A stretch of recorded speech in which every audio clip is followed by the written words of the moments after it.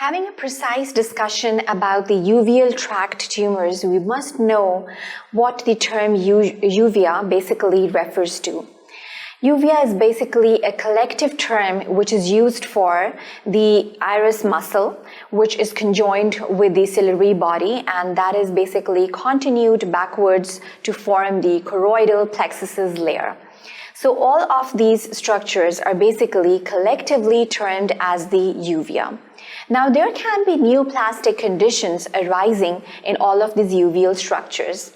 Whatever the condition is, it can be either classified as a benign one, or even it can be a malignancy that is arising in the uveal structures.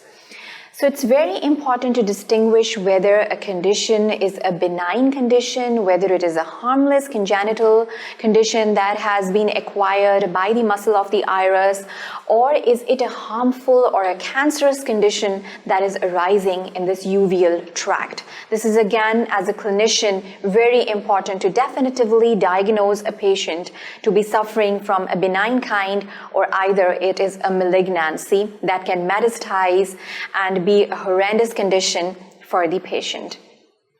Now, again, it's very important that we know whether a rare freckle in your eye is dangerous for yourself or not. Educating the patient is, again, very important.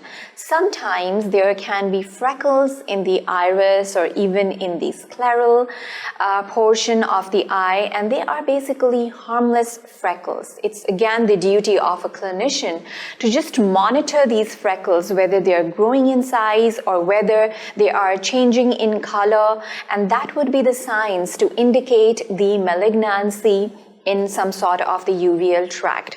So it's very important that whenever you see a freckle in your eyes, you go and see a doctor just to have a definitive monitoring of the freckle, whether it is a tumorous condition arising in your eye, or whether it's just a harmless freckle that is present congenitally or either as an acquired condition which can arise due to a trauma, or even a lot of infectious states result in the development of freckling on the iris or even the sclera.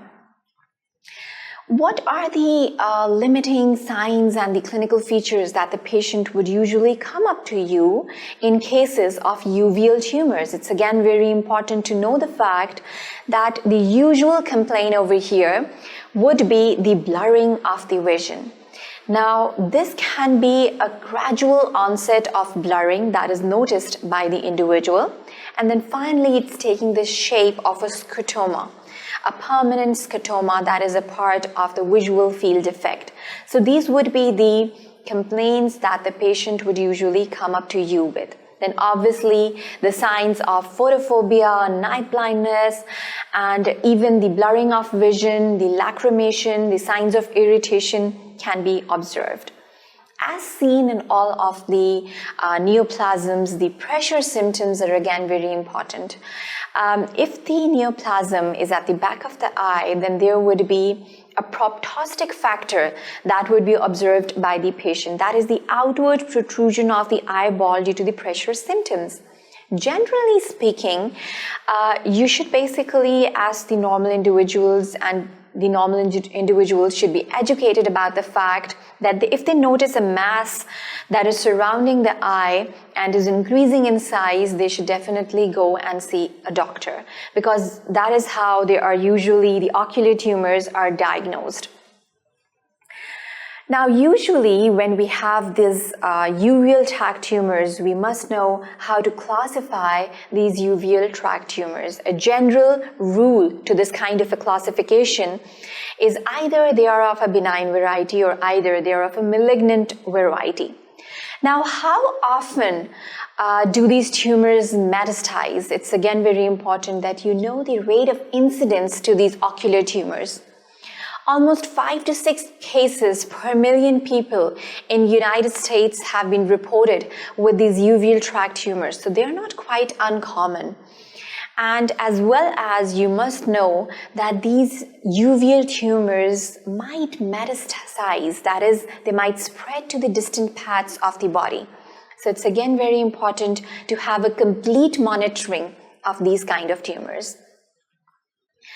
Now, it's again very important that what can be the sites of metastasis in these kind of tumors. Either they can metastasize to the liver, the brain, the kidneys, and all of these lungs can be even an effective organ in these cases of uveal tract tumors. Now, these are the normal metastatic sites for these uveal tract tumors, and on the other hand, what are the basic prognostic factors? Now, it's depending upon the size and the location of these whether benign or whether malignant tumors that they're affecting. Even the clinical features would be dependent upon the size and the location, and even the final clinical picture as well as the treatment that is modulated for a certain kind of a uveal tumor, that is depending upon the different features of the tumor itself, the histological features as well as the site that it is affecting and the depth of the tumor. That is going to have a final outcome in a particular patient whom we're dealing with. Regarding the specific classification over here, we must know that we have the tumors of choroid first of all. So choroid, as we all know, is basically an extension till the optic disc. It's basically a choroidal plexuses which is accommodating all of the vascular structures. So obviously, as the name is indicating, if it's accommodating the vascular structures, it can be any of the layers that are involved in the tumorous conditions. Either it is the epithelial layer or either it can be the ciliary muscle that is involved over here, or either the plexuses can be involved. The benign variety would include the nevi, which is just a suprachoroidal laminar layer is involved over here, and they are benign in nature, not invading the stromal layer and not involving the internal limiting membrane of the choroidal plexuses. Another variety for the hemangiomatous conditions are the vascular tumors, which can be a benign variety over here. Again, it do not metastasize to the neighboring structures or even to the distant structures over here. Another variety are the melanocytomas. So as the name is indicating, it's basically the melanin containing cells that are providing the color to the iris as well as to the uveal tract, and they can be even involved in the benign variety of the uveal tract tumors over here. Another variety over here is the choroidal osteomas. And as we can see over here, this kind of the choroidal osteomas are basically the osteoclastic activity as well as the osteoblastic activity that is noted down in this kind of tumors. Although they resemble the malignant variety, but still they are grouped under the benign conditions because they do not metastasize and they do not invade the internal limiting membrane of the choroidal plexuses over here. The malignant varieties basically include in all of the layers, whether it is the choroid or whether it is the iris. On the other hand, even if it's the ciliary body, the malignant variety would be melanomas in all of these cases. So these are the most notorious of the malignant conditions over here, including the uveal tract tumors. When we are distinguishing between the different features that are established whenever we have the tumors of the ciliary body, or either when we're going to distinguish between the tumors conditions of the choroid, we know if the choroid is affected, it is going to directly affect the vision of the individual. Why is that so? Because it is in close relationship to the pigmentary layer of the retina. And on the retina, we have the final imagery formation, which is then sending back the messages to the visual cortex. So if we have the tumors of the choroid, then it would have the pressure symptoms on the neighboring structures as well, involving the retina, involving the sclera as well, in cases of particular melanomas or in cases of choroidal osteomas.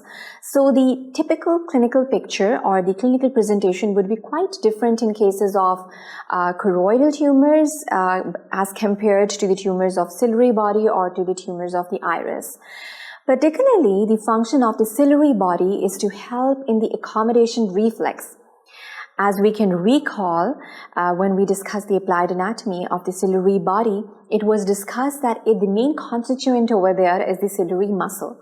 So if it is affected, it is going to affect the final accommodation reflex in the individuals, as well as we divide the ciliary body and the zones of, we have two zones of the ciliary body. One is the zone of, that is basically the pars plicata, having the finger-like projections that basically help in the production of the aqueous humor. And then we have the pars plana. The basic function of the pars plicata is the production of the aqueous humor, as well as the outflow of the aqueous humor towards the angles of the anterior chamber. So if there is any hindrance in this function, it is going to have a glaucomatous condition being observed in this particular patient due to the non-functionality of the pars plicata's finger-like projections, and the ciliary body is not going to perform its functions in a normal way. The kind of tumors that we're going to discuss over here are the benign variety that we have, and then we have that are enumerated, the list of conditions that are enumerated in this benign variety are just the hyperplastic conditions. That means that the epithelial structures would just have a normal hyperplasia, that is, the number of cells is going to be increased rather than the differentiation of the cells. If it's a malignant condition, usually a cancerous condition is associated with the increase in the number of cells, and if the differentiation is also affected, as seen in the cases of melanomas, then it is regarded to be a malignant condition. So these are the signs of malignancy that we note down as we examine the patient and as we send the biopsies to just locate the further histological features, just to know the basic nature of the cancerous condition that we're dealing with. Then it can be just a benign cystic lesion, just an accumulation of the fluid inside the epithelial cells, and it can be due to the resulting inflammatory conditions or the long-standing chronic inflammations that are observed in the ciliary body of an individual. On the other hand, it can be the medulloepitheliomas. Just recalling the histological layers of the choroidal plexus, we all know that we have the ciliary muscles. The different layers of the ciliary muscles were adjacent to the non-pigmentary layer, to the pigmentary epithelium, and then we have the stromal layer which was resting on the internal limiting membrane. So all of these layers can be involved in the development of hyperplasia, in the contribution towards a cystic lesion, or towards the development of a medulloepithelium. So all of these conditions are benign. They do not metastasize. They do not have malignant features involving having the final clinical picture of a malignancy. The malignant kind of tumors involving the ciliary body also include the melanomas over here. Then we can have, or we can come across the tumors of the iris. Even we can come across patients who are suffering from neoplastic conditions of the iris. It can be even just a freckle on the iris, which is just a benign and a harmless condition, and it just needs continuous monitoring by a clinician or by an ophthalmologist. That's it. That's how we manage the benign cases of the iris. The benign cases can include the nevi, that is just a freckling condition that is noted down in the iris. It is usually a dark brown or blackish appearance of the nevi that is noted down in the iris of the individuals. It is not going to affect the final functionality of the iris, even though accommodative reflexes are going to be present, and the patient is not going to suffer from any sorts of blurring of the visions. Then we can observe the appearance of the benign cystic lesions in the iris as well. And sometimes we have the naevoxanthoendotheliomas that are seen. Now, as the name is indicated, we have nevi in these cases, we have xanthomas, and this is a coupled picture along with the endotheliomas, so it's basically a more complex picture. The malignant variety includes the melanomas even over here. So this is the major summarization, how we classify the different cases that we usually come across in our outpatient departments, and we are basically suspecting uveal tract tumors in a particular patient. The tumors of the choroid mainly include the nevi.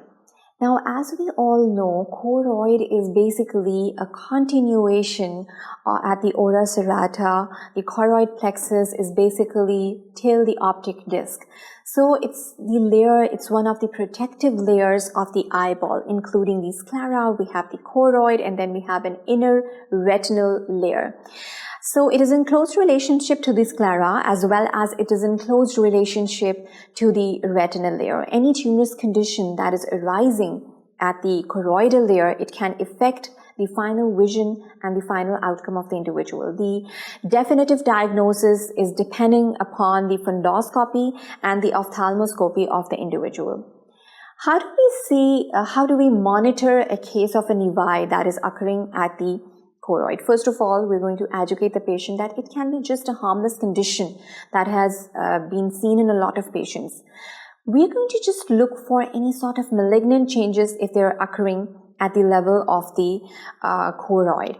It basically includes the increasing pigmentation or the height of the nevi, or it can be the appearance of the orange patches of lipofuscin. And the third most important feature of the malignancy is the serous detachment in the area of nevi.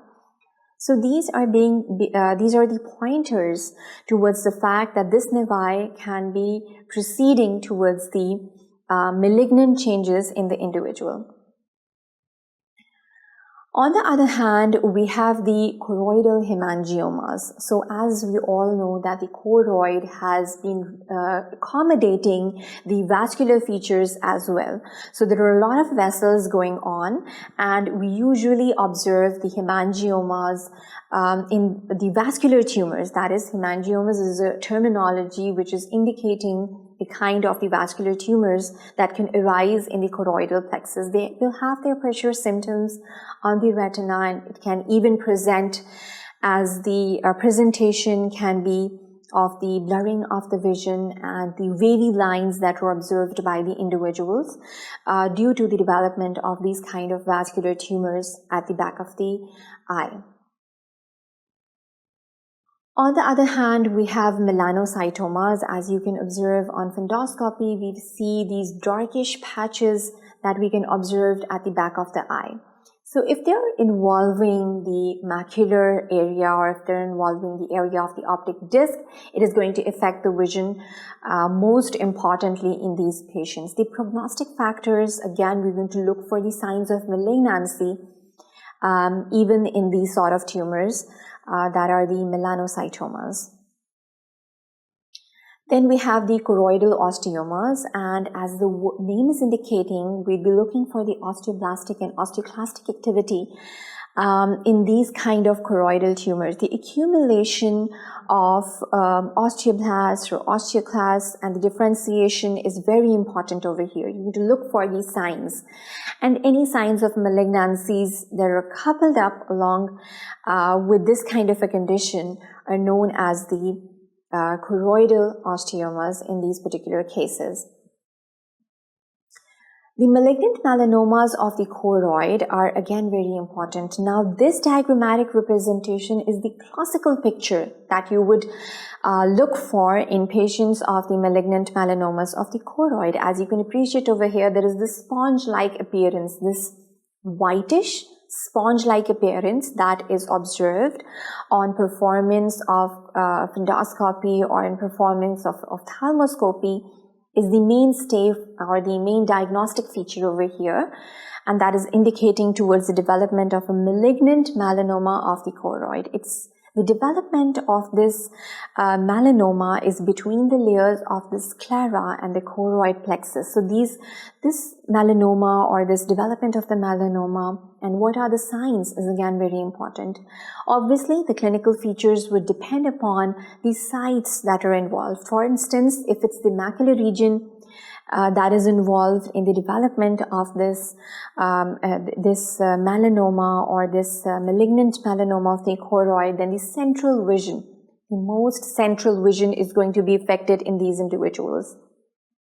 Again, it's very important just to see whether this kind of a malignant melanoma is having the pressure symptoms on the pigmentary layer of the epithelium or not. So it's again going to have its peculiar features, and the sponge-like cheesy appearance is the definitive diagnosis for the development of malignant melanoma at the choroidal plexuses in the individuals. Then obviously the different pathological features that we're going to look for are, the histological features would be the caseous appearance, the caseous necrosis that we're going to see in these cases of malignant epitheliomas or melanomas. As you can appreciate over here, we have the choroidal layers and we have the suprachoroidal lamina that is situated over here. It is residing upon the stromal layer. All of the appearances of the malignancies, the levels of differentiations are to be noted down at the level of the stroma.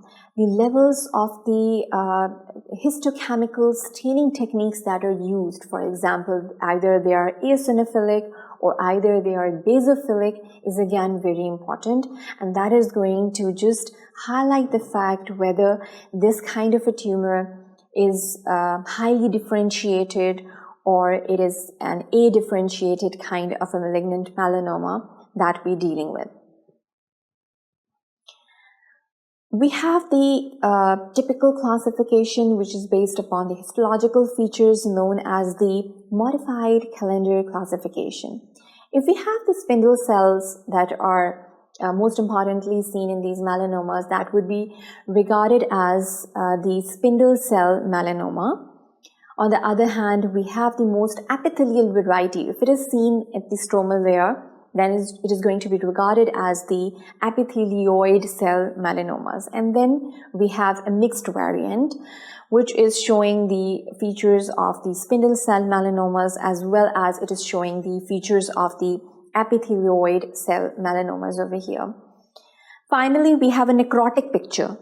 So this kind of a necrosis can basically relate to the infiltrates that are collecting in between the layers of the highly differentiated cells. Caseous necrosis is the usual kind of necrosis that is seen in these sorts of the malignant melanomas of the choroid, whether it is all of these varieties, that is the epithelial or the spindle or the mixed variety, they are malignant. That means that they can metastasize to these distant organs. They have a highly vicious cycle involving the neighboring structures and having an in-depth accumulation of this kind of melanomas. The pressure effects are going to be very distinct in these sort of melanomas. And the treatment modalities have to be decided by a board of neoplastic specialists, of course.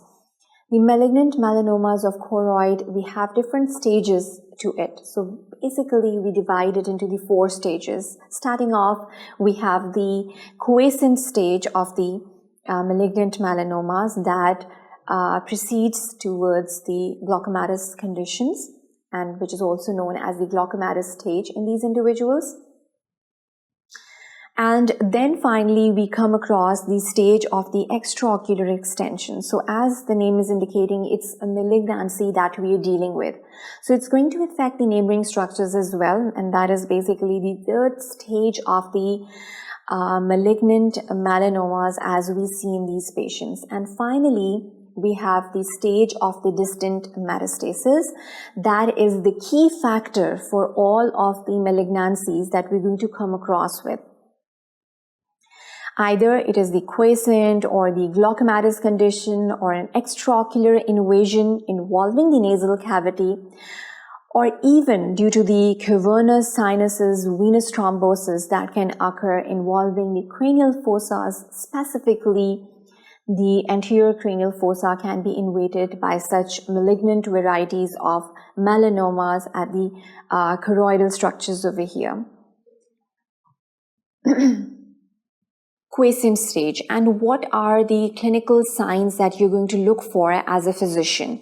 You must know that when we are dealing with a patient who is the quiescent stage, we have an elevated pigmented oval mass that we are dealing with. So it's just the appearance of a mass that we have. And for endoscopy, you can really appreciate this kind of a mass. And the typical features would be it is amelanotic.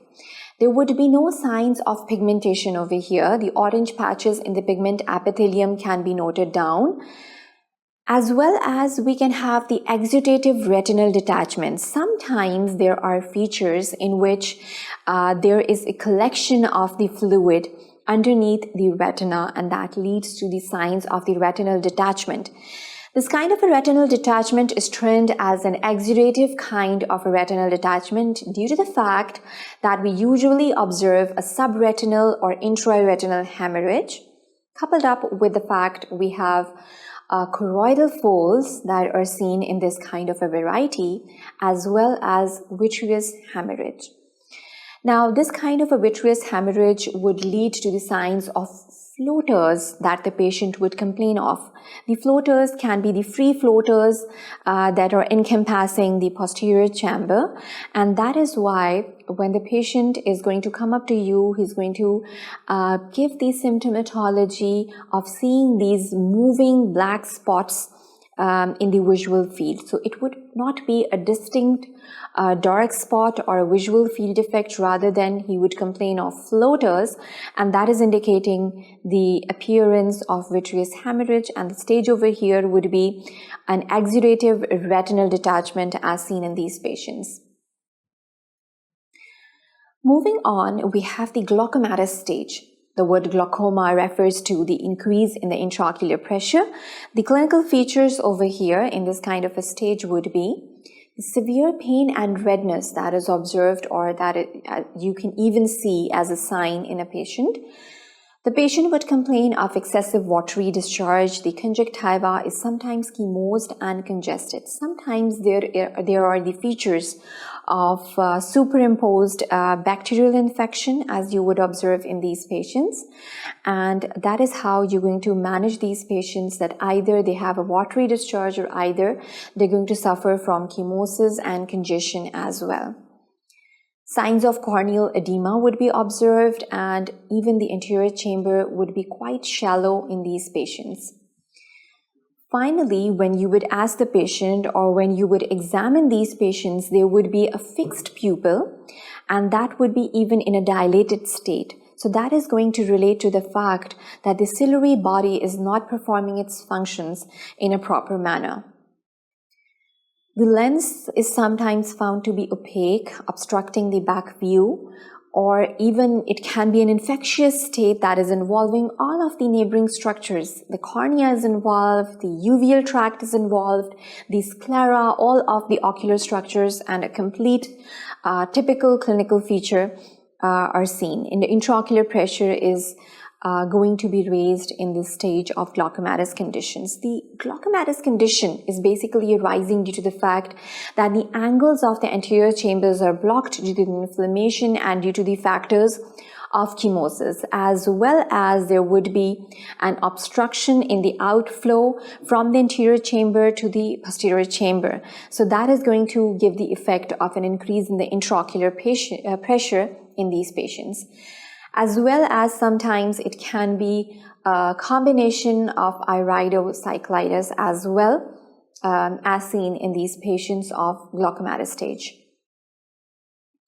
Finally, moving on, we have the stage of the extraocular extension. The extraocular extensions can be involving the nasal cavity, it can be involving the facial features, or either the venous drainage. Through the venous drainage, it can involve the cavernous sinus or even the anterior cranial fossa as well. So the differential diagnosis is sometimes quite distinct over here. Either it was the cranial tumors metastasizing to the ocular fossa, or either it is the nasal tumors metastasizing, or differentiating basically what the primary tumor was is very important and is very distinct over here. The malignant melanomas of the choroid, and how do we investigate these cases? The basic investigations would include an indirect ophthalmoscopic examination, of course, and you would look for all the features of any changes, any signs of retinal detachment or retinal edema, or any signs of vitreous hemorrhages are noted down when you are basically having an indirect ophthalmoscopic examination for these patients. Then on, we're going to look for the signs of the transillumination test as well. Then we're going to perform the ultrasonography and look for the features of retinal detachment as well. Finally, we're going to have the radioactive tracers just to note down what was the primary tumor in these particular cases. Finally, we're going to perform the MRIs and the non-invasive techniques. We're going to just note down what are the peculiar invasive features for this kind of a tumor that we're dealing with in this particular case. The ultrasonography is very important because that is going to detail the features. What is the extent of the tumor? What is the depth of the tumor? And these are the features that we're going to analyze on the ultrasonography of the ocular features. The conservative treatment in these cases would be the brachytherapy that is given, and that is sometimes coupled up with the external beam therapy, the kind of a radiotherapy that is given as a part of the conservative treatment. Transpapillary thermotherapy, also known as TTT, is sometimes done. And if this conservative treatment, it fails down for the patient and we cannot improve the quality of life for the patients through these conservative treatments, we're going to resort to the transscleral local resection. So it's one of the surgical techniques over here. And we're going to also perform the stereotactic radiosurgeries that can be sometimes performed for these patients. Enucleation is the final resort, that is the complete resection of the eyeball, which is sometimes done just when you have observed that it's a malignant condition and can metastasize to the major vital organs. Then we're going to resort to the enucleation in this kind of tumors. Sometimes we also perform just a debulking procedure involving just the structures that are involved in this particular feature. For example, what are the portions involved that are just accentuated or debulked from the ocular features, and this is just a localized procedure rather than performing the complete enucleation in the eye. It is performed just to have a much more better cosmetic overview and prognostic review for the patients. The prognostic indicators for these patients of malignant melanomas, they include the age of the individual. The younger patients usually respond well to the treatment. The size of tumor, if it's a small size tumor, it is going to resolve much importantly for the patients. The location of the tumor, if it is involving the macular structures, of course, it is going to affect the vision of the individual more oftenly. And then we have the evidence of invasion. If it's a metastatic tumor and it is metastasizing to the distant organs, then obviously we are dealing with a more vicious variety of the tumorous conditions over here. Then finally, we have the cell type, the differentiation, the level of differentiation is very important, and even the cytologies, through the staining techniques, we can just analyze the factors for the cytologies over here. And finally, the chromosomal abnormalities. So the genetic mutations are again very important, and they're related to the kind of the prognostic features we're going to observe in a particular patient as well. The tumors of the ciliary body, as we all know, the functions of the ciliary body is to produce the aqueous humor as well as to perform the accommodative reflexes. So sometimes we're dealing with just the hyperplastic tumors and the benign cystic lesions. So It is sometimes the usual presentations. It is the ultrasonographic representation for the development of cystic lesions. We note down the measurements for the cystic lesions, as you can observe over here. This is a very small cystic lesion, and we can just observe the level of the fluid accumulation in the cystic lesions over here through different techniques, and note down whether it is just a benign kind that we're dealing with, or it is some sort of a malignant variety that we're dealing with.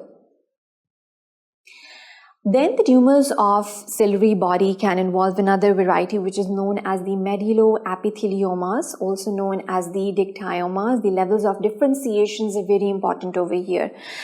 It's the most common variety that arises in the pars plicata origin, and that is why it is going to affect the production of the aqueous humor more oftenly, as well as it can give rise to a glaucomatous condition which can arise for the patient. So it's very important to note down the levels of the intraocular pressure for the patients whom we are dealing with. Apart from just the hyperplastic tumors or the development of cystic lesions in the ciliary bodies, we note down that there can be sometimes quite vicious varieties. For instance, we have the malignant melanomas even involving the ciliary bodies over here. So if it is a case of malignant melanoma arising at the ciliary body, it's usually not the vision that is affected directly.